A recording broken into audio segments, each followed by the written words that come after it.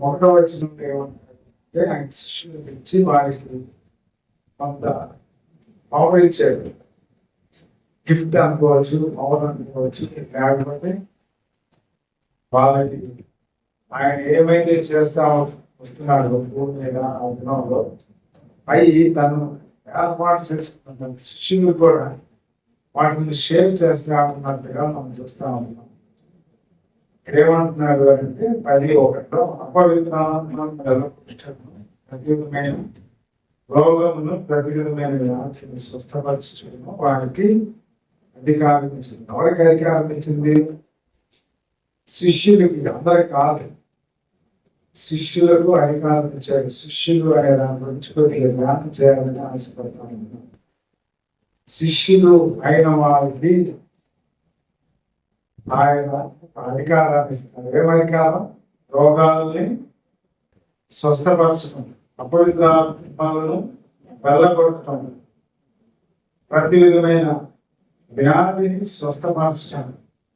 అంత మాత్రమే కాదు, దాని కింద వచనాలు మనం ముందు అధ్యాయాలతో కూడా చూస్తే వారికి ప్రకటించడానికి కూడా ఇస్తా ఉంటున్నారు. ఇక్కడే మీరు ఈ పదార్థం యొక్క చక్కగా చెప్తా ఉంటారు. ఆయన సువార్త ప్రకటించడానికి కూడా తన శిష్యుడికి అధికారం ఇచ్చారు. ఎలా వెళ్ళాలి అనేది కూడా ఆయన మరి చెప్పొచ్చారు. వాళ్ళు సంచి ఒకటి తీసుకెళ్ళాలా అనేది చెప్పట్లేదు. సంచి అనేది అసలు తీసుకెళ్ళకూడదు, ఒక చెత్తతోటి వెళ్ళాలి. దాని తర్వాత చెప్పులు తొడుక్కొని వెళ్ళాలి, కర్రగొడ పట్టుకొని వెళ్ళకూడదు. మాస్క్ శుభార్తలు అక్కడ కర్రగొడ తీసుకెళ్ళాలి. ఏది ఏమైనా వాళ్ళు విశ్వాసం మీదే ఆధారపడి దేవుడికి విధేయత చూపించి గురువు శిష్యులకి ఏం బోధించారో ఆ బోధను వారు చేయటానికి, వారికి ఏదైతే అప్పగించారో అది చేయటానికి వెళ్ళాలి. అది చేయటానికి వెళ్ళాలి అంటే వారు ఏం శిష్యులు అయిపోయారు అని అంటే నిజమైన శిష్యులు, ట్రూ డిసైబుల్స్ అయిపోయారు. ట్రూ డిసైబుల్స్, ఫాల్స్ డిసైబుల్స్ కూడా అంటే తప్పుగా వ్యవహరించే శిష్యులు కూడా ఉన్నారు. తప్పుగా వ్యవహరించే శిష్యులు ఆయన నిజమైన శిష్యులు కానేరదు అనే వచనాలను కూడా మనం చూస్తాం. ఈ లోకంలో మరి ప్రత్యేకంగా మనల్ని ముందు పరిపాలించి వెళ్ళిపోయిన ముఖ్యమంత్రి రాజశేఖర రెడ్డి గారు ఒక పథకాన్ని ప్రవేశపెట్టారు. ఏం కావాలి? ఆరోగ్యశ్రీ ఉచితం కదా. దానికి ఏం నంబర్ పెట్టాడు? 108 కదా. 108 8 చదవాలంటే 108 10 వచ్చింది. శిష్యులతో చెప్తా ఉన్న మాట, రోగులను స్వస్థపరచుడి, చనిపోయిన వారిని లేపుడి, కుష్ఠరోగులను శుద్ధులుగా చేయుడి, దయ్యములను వెళ్ళగొట్టుడి, ఉచితముగా పొందితే ఉచితముగా ఇయుడి. 108 తీసుకెళ్లే వారికి డబ్బులు అవి ఏమి తీసుకోవడం ఉండదు. వాళ్ళకి ఉచితంగా చికిత్స చేస్తారు. వాళ్ళని స్వస్థపరచడానికి వైద్యులు ఏం చేయాలో ప్రభుత్వమే భరిస్తుంది. కాబట్టి దీన్ని గుర్తు చేసుకొని ఆయన 10వ అధ్యాయం 8వ వచనాన్ని గుర్తు చేసుకుని 108 పెట్టాడని అంతర్గతంగా దినాల్లో ఆయన ఎలా పెట్టాడు అనే దాని గురించి విన్నాం. సరే, ఇది బాబు తన శిష్యులకు ఇచ్చిన అధికారం. ఆ అధికారాన్ని ఎవరు కలిగి ఉంటారో అసలు శిష్యులు ఉండవలసిన లక్షణాలు ఏంటి అనేది మనం గుర్తు చేసుకుంటే లూకాసు వార్త 14వ అధ్యాయము 26-27 వచనాలు చూస్తే, లూకాసు వార్త 14వ అధ్యాయము 26-27 వచనాలు ఏమంటారంటే, ఎవరైనా అంటే బహుజన సమూహంలో ఆయనతో కూడా వెళుచున్నప్పుడు ఆయన వారితో తిరిగి, ఎవడైనాను నా యొద్దకు వచ్చి తన తండ్రిని, తల్లిని, భార్యను, పిల్లలను, అన్నదమ్ములను, అక్క చెల్లెలను, తన ప్రాణమును సహా ద్వేషింపకుంటే వాడు నా శిష్యుడు కానేరడు. ఆయన శిష్యులు అన్నారంటే ప్రభువు ఆ జనసమూహంలో వారి వైపు తిరిగి చూసి ఏమంటున్నాడు, ఆయన వెంబడించడానికి బహు జనసమూహం తిరుగుతా ఉన్నారు, వస్తా ఉన్నారు. ఒక్కొక్కరు భోజనాల కొరకు, స్వస్థత కొరకు, సూచన క్రియల కొరకు, ఇంకొక గుంపు అయితే ఆయన ఏం చేయాలా, ఎలా పట్టుకోవాలా, ఎలాగా మన నుంచి ధర్మశాస్త్రం నుంచి పరిశీలిగా మనల్ని గమనించే యూదా జనాంగాన్ని వేరే విధంగా తీసుకెళ్ళిపోతున్నారు. ఈ వ్యక్తిని మనం ఏం చేయాలని ఆయన వెంట తిరుగుతుంటున్న వాళ్ళు కూడా ఉన్నారు, రకరకాల మనుషులు.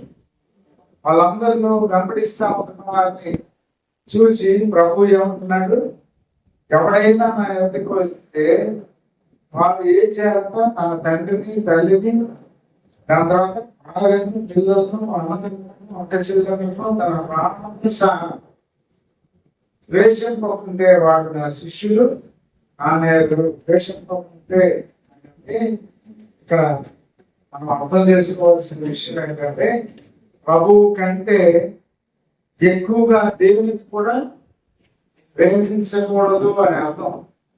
ఎందుకు అని అంటే, ఒకడు ప్రేమిస్తే ఆ భూమి మీద ప్రేమ ఎలాంటిది అని అంటే, ఒకడు తన ప్రాణ విమోచన క్రయధనము బహు గొప్పది. పాపం చేత నింపబడిన మన జీవితాలు మార్చడానికి ప్రేమించేవాడు ఎవరు కూడా లేడు.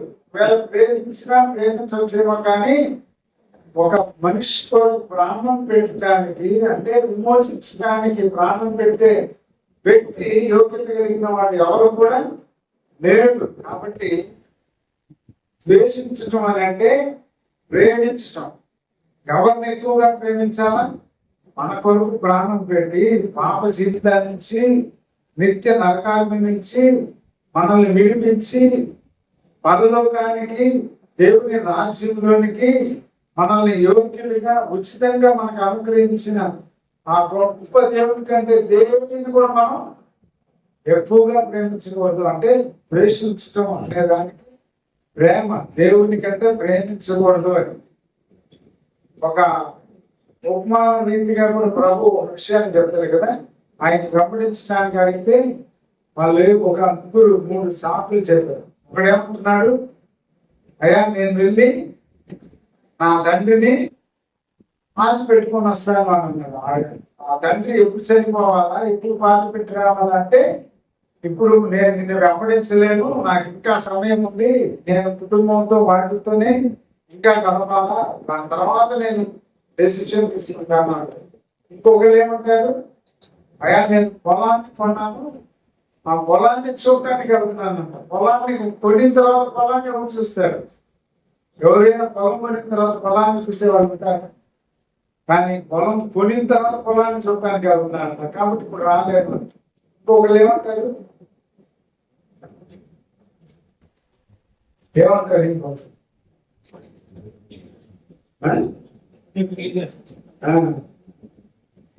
నేను పెళ్లి చేసుకున్నానే కాబట్టి రాలేను అంటే, దేవుని కంటే సుఖానుభవమును ఎక్కువగా ప్రేమించువాడు, లేకపోతే తన శిలువను ఎత్తుకొని నన్ను వెంబడింపని వాడు నాకు శిష్యుడు కానేరు. అంటే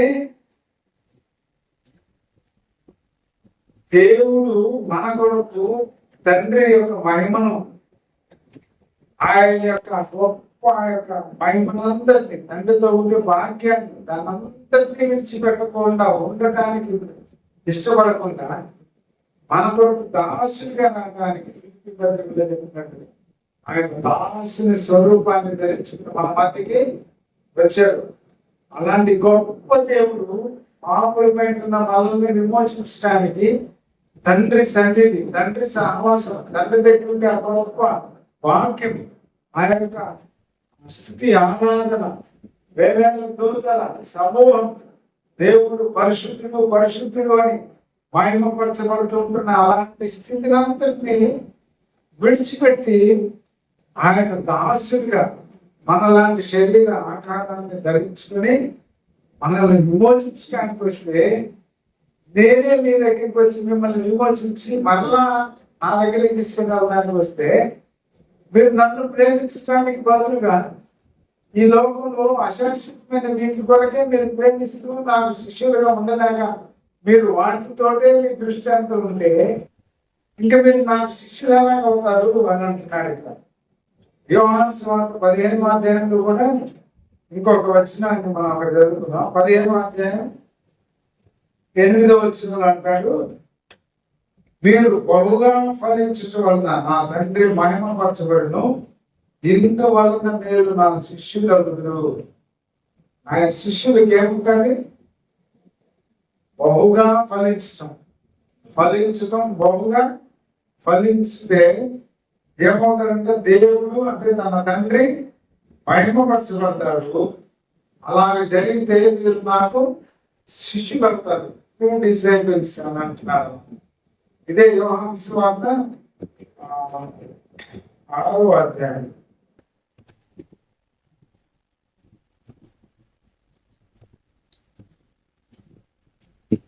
6వ అధ్యాయం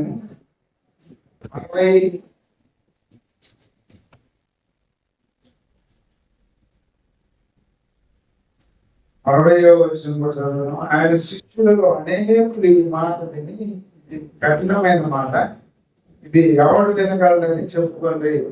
యేసు తన శిష్యులు దీనిని గురించి సనుముకొనిచున్నారని తనకు తానే ఎదిగి వారితో ఇట్లా ఏమన్నాడు? పైన వచనాలు చూస్తాం కదా, మీరు జీవం గలవారు, నా శరీరం తిని నా రక్తం త్రాగువాడే నిత్య జీవం గలవాడు. నా శరీరం తిని నా రక్తం త్రాగువాడు నా యందును నేను వాని యందును నిలిచింది. జీవము గల తండ్రి నన్ను పంపిన గనుక నేను తండ్రి మూలముగా జీవించుచున్నట్టే నన్ను తినవాడును నా మూలముగా జీవించు. ఇదే పరలోకము నుండి దిగి వచ్చిన ఆహారం. పితరులు మన్నాను తిని చనిపోయినట్టు కాదు, ఈ ఆహారం తినవాడు ఎల్లప్పుడూ జీవించునని నిశ్చయముగా మీతో చెబుతున్నాను. ఆయన శిష్యులు అనేకులు ఈ మాట విని, ఇది కఠినమైన మాట. అంటే ఫిజికల్ గా తింటున్నారు, శరీరాన్ని ఎలా తిన్నారో ఇదేంటి చెప్తా ఉన్నాడు. మన్నాను తిన్నాను అంటున్నాడు. ఇప్పుడైతే నా శరీరాన్ని తిన్నవాడు ఎల్లప్పుడూ జీవిస్తాడు అంటా ఉన్నాడు. ఆయన శరీరాన్ని మనం ఎలా తింటామా, ఏంటి ఫిజికల్ గా తినేయాలా అని వాళ్ళకి ఒక సందేహం. ఇది కఠినమైన మాటగా వాళ్ళు వింటా అంటా ఉన్నారు అన్నమాట. 60వ వచనం దాని కిందకి వస్తా ఉన్న తర్వాత 66వ వచనంలో అంటాడు, అప్పటి నుండి ఆయన శిష్యులలో అనేకులు వెనక తీసి మరి అందరూ ఆయనను వెంబడింపలేదు. ఆయన శిష్యులు అంటే వెంబడించడానికి వచ్చేది, కానీ ఆయన్ని శరీరవంతుని అంటే ఆయన వెంబడించాలని, ఆయనతో పాటు ఉండాలని, ఆయన కొరకు జీవించాలని, అన్ని నష్టంగా ఎంచుకోవాలని, వీటిలన్నింటి గురించి చెప్తా ఉంటే ఆయన శిష్యులుగా ఉండటానికి వెంబడించడానికి వచ్చిన వాళ్ళు ఈ మాటలు విన్న తర్వాత వాళ్ళు ఏమైపోయారంట? వెనక తీసి మరి ఇప్పటికీ కూడా ఆయన వెంబడించడానికి రాలేదు అని మనం చూస్తా ఉంటున్నాం. ఈ దినాల్లో కూడా నిజమైన శిష్యులుగా, ట్రూ డిసైపుల్గా ఉండటానికి దేవుని నమ్మిన వాళ్ళు దేవుని కంటే ఎక్కువగా మనం ఏది ప్రేమించకూడదని, ఆయన తనదే లేకుండా ప్రేమించడానికి మనం ఇష్టపడాలని. ఎందుకు అని అంటే మనకి తన ప్రాణాన్ని ఇచ్చి మనల్ని విమోచించిన దేవునికే మనం ఎక్కువగా ప్రాధాన్యత ఇవ్వాలని, వీళ్ళన్నింటినీ మనం గుర్తెరిగి అలాంటిది ఇవ్వకుండా ఉండటానికి ఇలాంటి శిష్యులే వెనకకి వెళ్ళిపోయిన వాళ్ళుగా మనం చూస్తూ ఉంటున్నాం కదా. ఈ దినాల్లో దేవుని నమ్ముకొని విశ్వాసం ఇచ్చి రక్షించబడి బాప్తిస్మం తీసుకొని ఆరాధన చేస్తా ఉండడానికి వచ్చి మళ్ళా ఏమవుతారు? వాళ్ళు వెనుకకు వెళ్ళిపోయే వాళ్ళు ఉంటారు, లేకపోతే నిర్లక్ష్య స్వభావాన్ని పొందే వాళ్ళు ఉంటారు.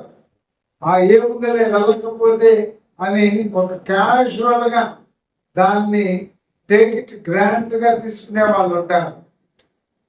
ఇదంతా కారణం ఏంటి అంటే దేవుని యొక్క ప్రేమ, దేవుని యొక్క ఉన్నత స్థితి, దేవుని యొక్క గొప్ప ఆయన క్రియేషన్ గురించి, లేకపోతే ఆయన ప్రణాళికల గురించి, మనకి ఆయన అనుగ్రహించిన యొక్క నిత్య రాజ్యం యొక్క ప్రాధాన్యతను గురించి తెలియని పరిస్థితుల్లో వారి యొక్క మనోనేత్రాలు సంపూర్ణంగా ప్రకాశింపలేని పరిస్థితుల్లోకి వెళ్ళిన కారణం చేత వెనక్కి తిరిగి వెళ్ళిపోయే వాళ్ళు ఉంటారు. దేవుని వెంబడించడానికి మధ్యలోనే ఆగిపోయే వాళ్ళు ఉంటారు.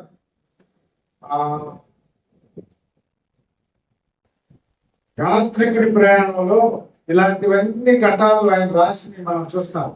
కొంతకాలం ఆయన వెంబడించడం, శోధనలు బాధలు వచ్చినప్పుడు, లేకపోతే వాళ్ళకి కష్టాలు నష్టాలు కలిగినప్పుడు ఈ లోకంలో దేవుని మీద ఒక నింద వేసి వెనక్కి వెళ్ళిపోయే వాళ్ళు ఈ రోజులో చూస్తాం.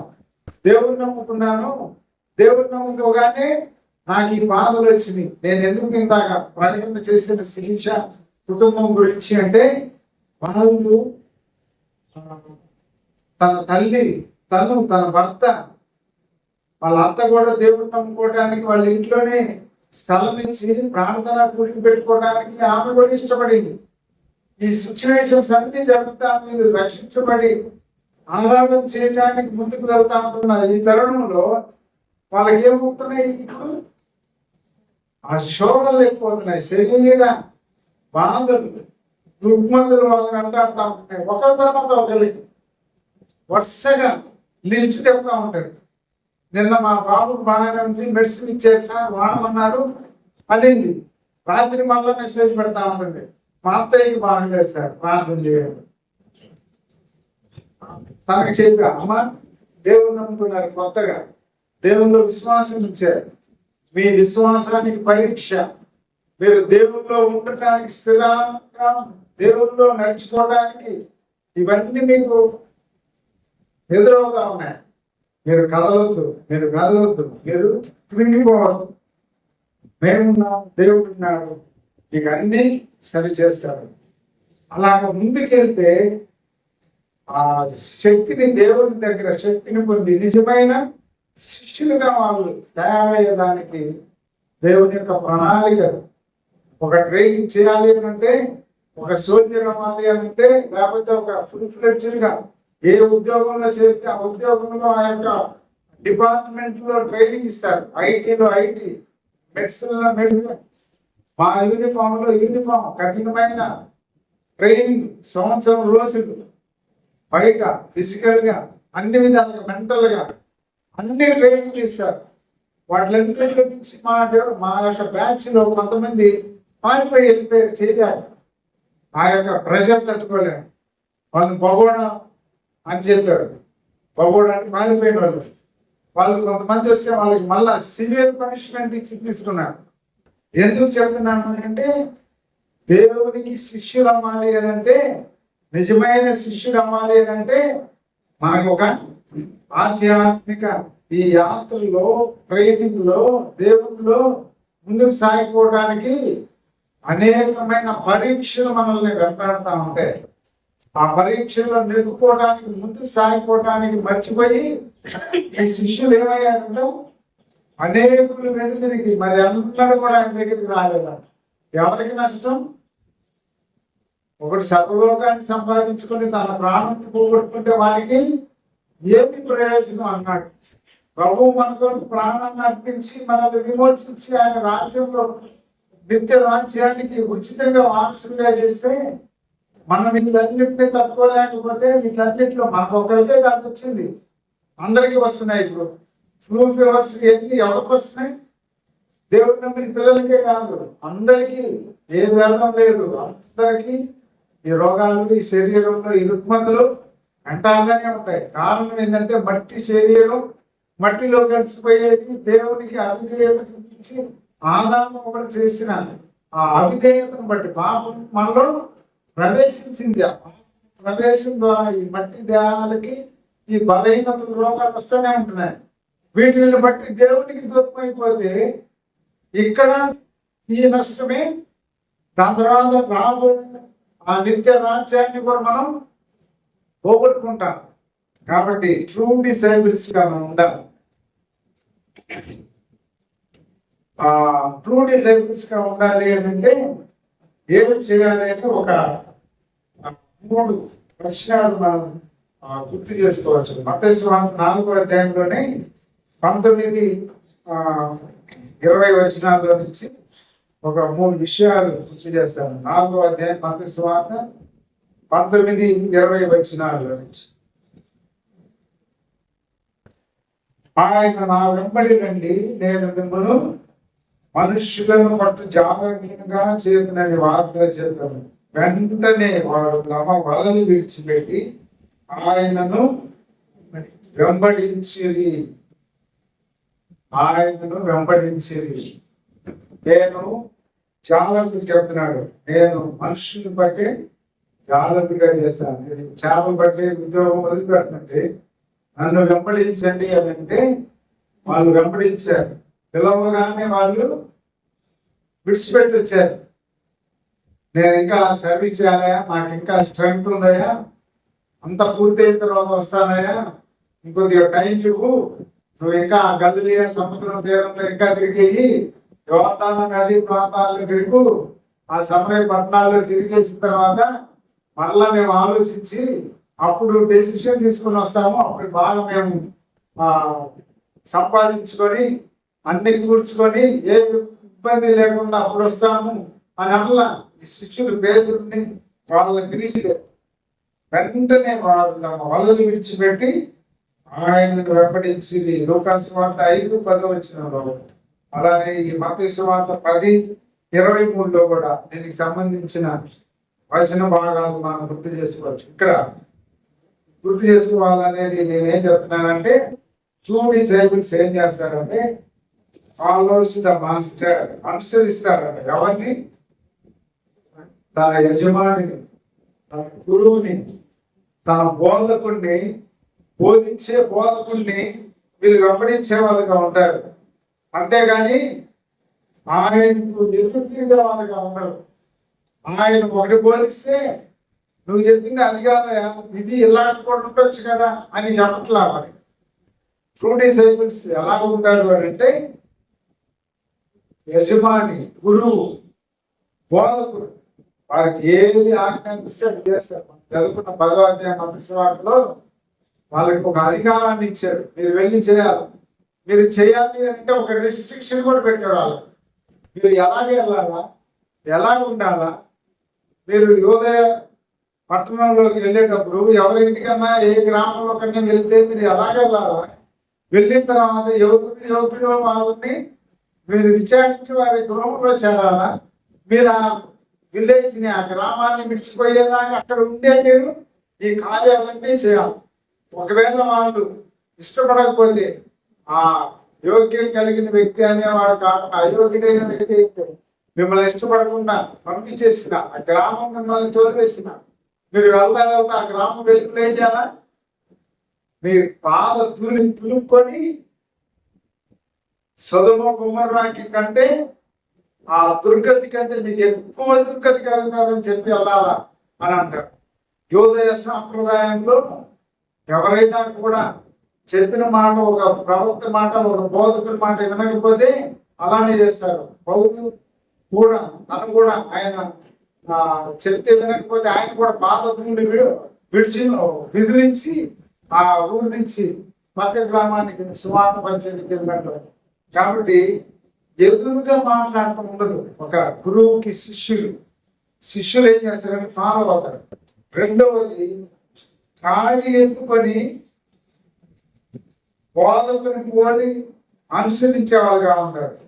కాడి ఎత్తుకొని మత్తయి సువార్త 11వ అధ్యాయం 29లో ఏమంటాడు ఇక్కడ, ప్రయాసపడి భారం మోసపడుచున్న సమస్త జనులారా నా ఎదుకు రండి, నేను మీకు విశ్రాంతి కలుగజేయుదును. 29లో, నేను సాత్వికుడును దీన మనస్సు గలవాడును కనుక మీ మీద నా కాడి ఎత్తుకొని నా యొద్ద నేర్చుకుని.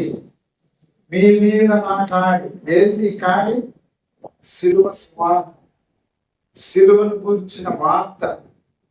ప్రభు మన కొరకు అప్పగించబడిన సువార్త మనం ఆయన శిష్యులుగా మనం ఆ భారాన్ని మోసేవారుగా ఉండాలి.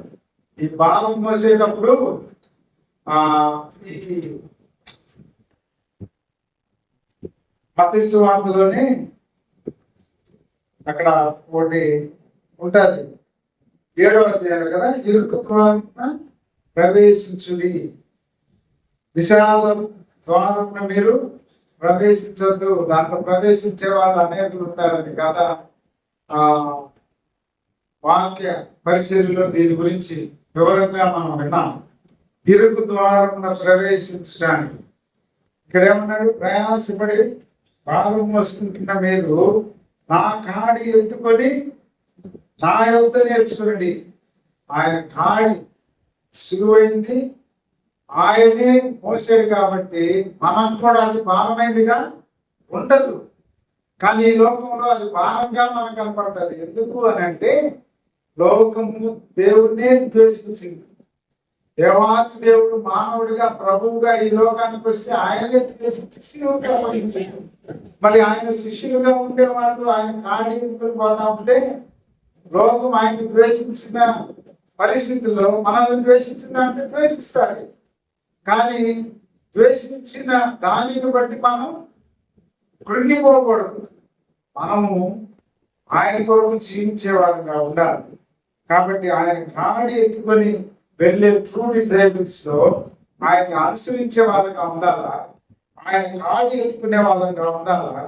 దాని తర్వాత నాట్ అబౌట్ ది మాస్టర్ అని అంటాడు. 10వ అధ్యాయం 24వ వచనంలోనే చూద్దాం. ఇక్కడ మత్తయి సువార్త 10వ అధ్యాయం 24-25 వచనాలు అంటాడు, శిష్యుడు బోధకుని కంటే అధికుడు కాదు, దాసుడు యజమానుని కంటే అధికుడు కాదు. శిష్యుడు బోధకుని కంటే అధికుడు కాదు, దాసుడు యజమానుని కంటే అధికుడు కాదు. యజమానుడి కంటే దాసుడు నేను అధికుడిని అని అనుకుంటే యజమాని ఏం చేస్తాడు, ఒక్క కిక్ ఇస్తే, ఒక్క కమాండ్ ఇస్తే ఎక్కడికి వెళ్ళిపోతాడు దాసుడు. మళ్ళా ఎక్కడి నుంచి వచ్చాడో ఆ స్థితిలో పడిపోతాడు.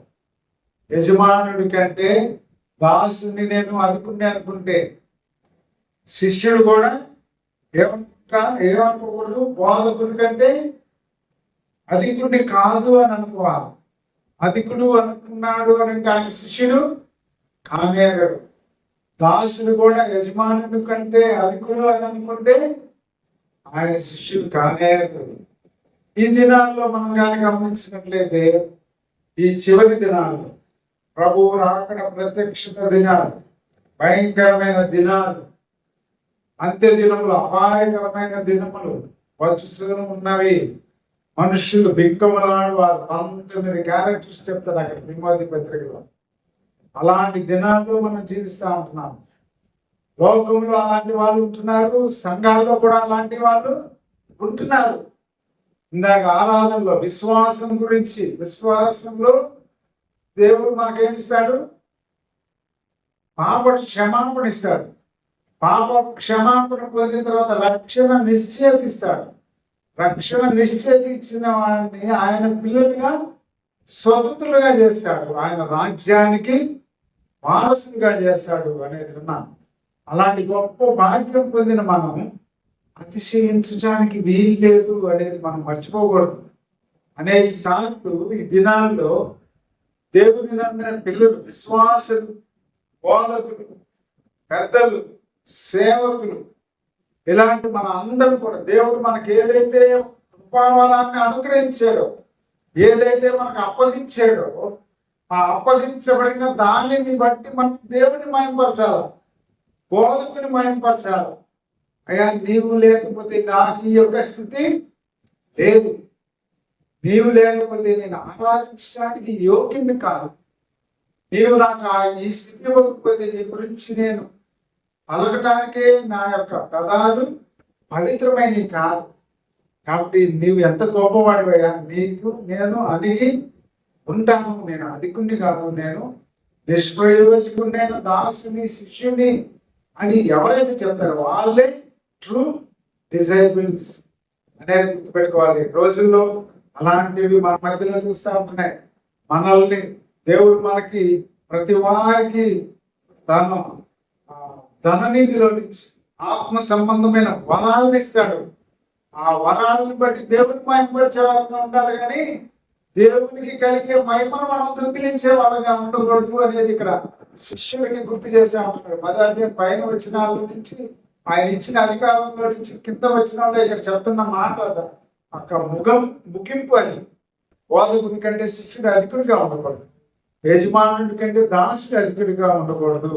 కారణం, మీకు ఏదైతే అప్పగించానో దానిని మీకు ఏదైతే రెస్ట్రిక్షన్స్ ఇచ్చానో మీరు ఆ రెస్ట్రిక్షన్స్ ని, ఆ నిబంధనలు పాటిస్తూ మీకు ఇచ్చిన ఆ శక్తిని, ఆ యొక్క కృపా బలాన్ని మీరు యూటిలైజ్ చేయాలి. ఎవరి కొరకు? నా మహిమ కొరకు. ఏది మీకు అనుగ్రహించాను నన్ను కనపరచాలి. మనం అనేక సార్లు అలా కనపరచడానికి మరిచిపోతుంటున్న పరిస్థితులు మనలోనికి రావడానికి సాతాను పలు విధాలుగా మనల్ని సమకూరుస్తూ ఉంటారు. అలాంటి సర్కమ్స్టెన్సెస్ అన్నింటినీ మనకు అనుగ్రహిస్తూ ఉంటారు. అలాంటి వాటిలో నుంచి, అలాంటి టెంప్టేషన్స్ లో నుంచి, అలాంటి ప్రొవోక్ లో నుంచి, అలాంటి ప్రతి విధమైన అన్ని వాటిల్లో నుంచి మనం ఎప్పుడైతే ప్రభువుని గుర్తు చేసుకుంటామో, యజమానుడిగా, బోధకుడిగా, గురువుగా, రక్షకుడిగా, విమోచకుడిగా, సర్వ సృష్టికర్తగా, మనకి నిత్య జీవాన్ని ఇచ్చిన గొప్ప రాజుగా, దేవుడిగా గుర్తిస్తామో, ఆయనకి అణిగి ఆయన మహిమపరిచే వారంగా ఉంటాం. ఆయన మహిమను మనం దొంగిలించేవారుగా ఉండకూడదు. కాబట్టి ట్రూ డిసైబుల్, ఫాల్స్ డిసైబుల్స్, తప్పుగా వ్యవహరించే డిసైబుల్స్ అంటే దేవుడిచ్చిన దానిని రాంగ్ డైరెక్షన్ లో ఉపయోగించుకునేవాళ్ళు. సృష్టిలోనే మానవ సృష్టికి ముందు ఒకడు అలాగే అయిపోయాడు కదా. తన యొక్క సీట్ ని, తన యొక్క సింహాసనాన్ని దేవుడితో సమానంగా నేను కూడా అక్కడ ఉంటాను అని అనుకున్నాడు. అసలు వాడికి ఇచ్చిన పవర్ ఎవరిది? దేవుడే ఇచ్చాడు. లూసిఫర్కి ఆ యొక్క శక్తిని, ఆ యొక్క జ్ఞానాన్ని, వాటిని అన్నింటినీ అనుగ్రహిస్తే, ఇచ్చిన దేవుడితో నేను ఈక్వల్ గా అవుతాను అని ఆలోచిస్తుంటే పడద్రోయబడిన సాతానుడు, వాడిని అనుసరించిన వాళ్ళందరూ త్రోయబడ్డారు. సృష్టినే పాడు చేశాడు దేవుని యొక్క మళ్ళా మానవ సృష్టిని.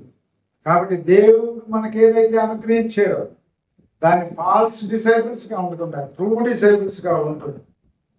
నిజమైన దేవునికి దాసులుగా, యజమానుని అనుసరించేవారుగా, ఆయన కాడు ఎత్తుకొని ఆయనకి మహిమపరిచేవారుగా, లోబడి జీవించేవారుగా, ఆయన బోధలు మన జీవితాల్లో అన్వయించుకుంటూ మనము జీవిస్తూ ఇతరులకు నేర్పించే వాళ్ళగా ఉండాలి.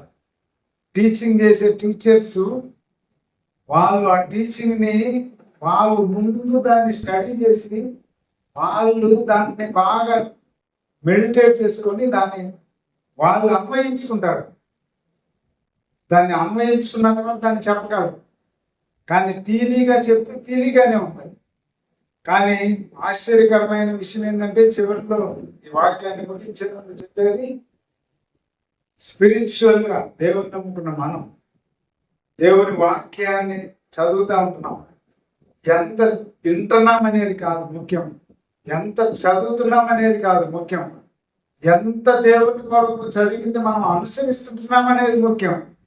మన అనుసరణ లేకుండా మన థియరీ లైఫ్ లో కానీ ఉంటే దెర్ ఇస్ నో యూజ్. ప్రభువుకి మనం ఉపయోగకరంగా ఉండవు, మన జీవితాలు ఆధ్యాత్మికంగా ఉపయోగకరంగా ఉండవు. కాబట్టి నేర్చుకున్నది ఫస్ట్ మన జీవితంలో అప్లై చేసుకొని దాన్ని మనం చెప్పే విధంగా ఉండాలి. అవి కొన్నిసార్లు కష్టతరంగా ఉంటాయి ఎదుటివారికి, లేకపోతే అనుసరించలేకపోతే మనకే అది అర్థమవుతూ ఉంటారు. అలాంటిది గుర్తెరిగినప్పుడు మనము సరి చేసుకోవాలి, మనము సరి చేసుకోవాలి, వినేవాళ్ళు సరి చేసుకోవాలి. అందుకని ఎబ్రీ పత్రికలో అన్నట్టుగా దేవుని వాక్యం ఎలాంటిదంటే రెండంచుల ఖడ్గం, ఆడి అయిన ఖడ్గం, రెండు వైపుల పదులు. అది ఇట్లాగా పొడిస్తే ఒకవైపుగా తెగేది, రెండు వైపులు పదునుంటారు కానీ రెండు వైపులా కట్ అవుతుంది. అలానే దేవుని వాక్యం చెప్పే వాళ్ళకి వినే వాళ్ళకి ఇద్దరికి కూడా దేవుని వాక్యం పదునైతే మనల్ని కోసి మన యొక్క ప్రాణాత్మల్ని మూలుగులను విభజించినంత మట్టుకు తూరుతూ మనల్ని పరిశోధించి శోధించి సరి చేస్తాం. కాబట్టి దేవుని వాక్యాన్ని మనం ఎంత చదువుతున్నాం, దేవుని వాక్యాన్ని ఎంత మెడిటేట్ చేస్తున్నాం. దేవుడు మనకి ఆయుష్ ఇచ్చేటువంటి కరోనాలో ఆక్సిజన్ లేక ఎంతో కోట్లు ఇస్తామన్నా కూడా దొరకల, కానీ ఉచితంగా దేవుడు మనకి చక్కటి ఆక్సిజన్ ఇస్తా ఉన్నాడు. ఇన్ని దేవుడు పంచేంద్రియాలు మనకి దేవుడు అనుగ్రహించాడు. వీటిలన్నింటినీ ఉచితంగా పొందుతున్నాం. మనం దేవుని వాక్యాన్ని ప్రతిదినం చదవాలి, ధ్యానించాలి, అప్లై చేసుకోవాలి మన జీవితం. దాని తర్వాత ఎదుటి వారికి అప్లై చేయడానికి చెప్పాలి. అలాగ ఉండటానికే దేవుడు మనల్ని డిసైబుల్స్గా పెట్టుకున్నాడు. అలాగా నిజమైన ఆయన శిష్యులుగా ఉంటే, ఆయన చెప్పిన మనం లోబడితే, ఆయన ఇచ్చిన కృపావాదాలు మన ద్వారా అది ఫలించేగా ఉంటాయి. దేవుని రాజ్యం కొరకు మనం అలాగ ఉంటూ ముందుకు సాగిపోతాం. దేవుని మయంపరచవాలుగా ఉండాలని ప్రభు గారు మనం చేస్తూ దేవుడి పరిశుద్ధ వాక్య ధ్యానాన్ని మన అందరికీ ఆశీర్వదించడం.